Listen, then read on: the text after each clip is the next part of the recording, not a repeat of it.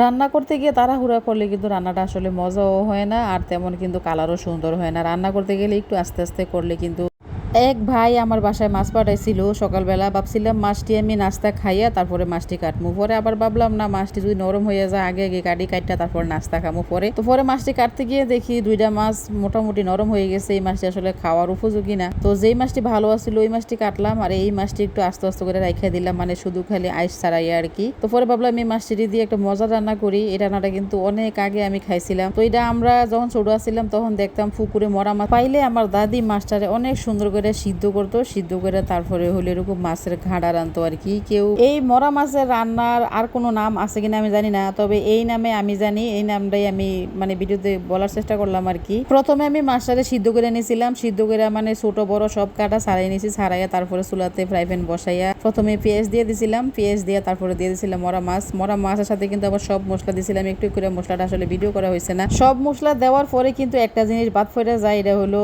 লেবু পাতা।